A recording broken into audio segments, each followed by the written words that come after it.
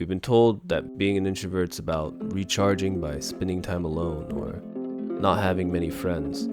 But according to Carl Jung, the man who actually first coined the word, most of us are getting it completely wrong. Maybe introverts are quiet and maybe they're not. That's not what makes them introverts. They're introverts because they're slowly trying to free themselves from the world. But they can end up being trapped by it instead if they're not careful. So staying true to Jung's original work, let's explore what it actually means to be an introvert, and why your greatest strength might also become your greatest trap. First, what is an introvert? We all think of an introvert as someone who recharges with alone time, prefers peaceful settings, and has fewer but closer relationships. This is partly true, but it's a modern simplification. For Carl Jung, introversion wasn't about energy levels or personality style. It was about where psychological energy flows, towards the inner world rather than being shaped by and relating to the outer one. Jung never talked about recharging or finding energy, but rather about how that energy was oriented. And this changes what introversion actually looks like. An introvert can be loud, confident, and socially active. What matters isn't the outward behavior, it's how they relate to external influences and how they manage these influences. Some introverts prefer solitude, others become leaders in groups, but in both cases they're managing how much the outside world shapes them. Extroverts tend to move toward and relate positively with the external world. Introverts tend to shape their lives around reducing external pressure. The introvert will naturally gravitate towards careers that give them more flexibility and control, hobbies that rely less on other people, and they can be defiant of restricting cultural roles. Anything that feels like it overwhelms their inner direction gets resisted or managed. Yet, the introvert must not take this resistance too far.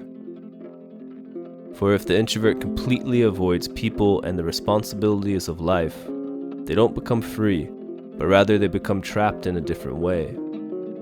Jung wrote that the more the introverted ego struggles to preserve its independence, freedom from obligation, and superiority, the more it becomes enslaved to the objective data. The individual's freedom of mind is fettered by the ignominy of his financial dependence.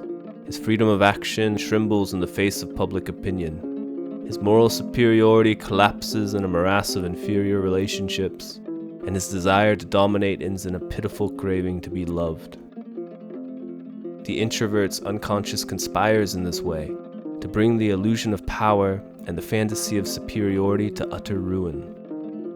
During this process, a tremendous inner struggle is needed just to keep going. The introvert becomes both simultaneously extremely sensitive, but also chronically exhausted and fatigued.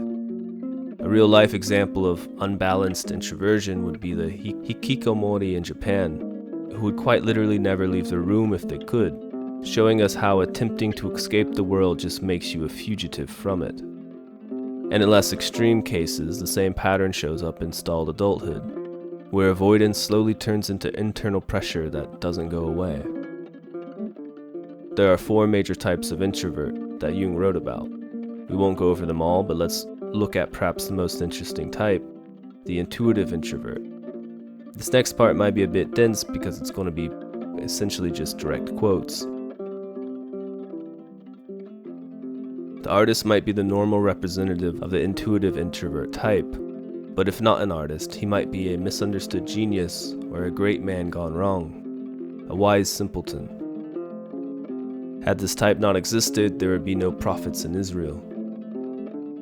The intuitive introvert perceives all the background processes of consciousness with almost the same distinctness as others register external objects. Unconscious images of the mind acquire the dignity of things.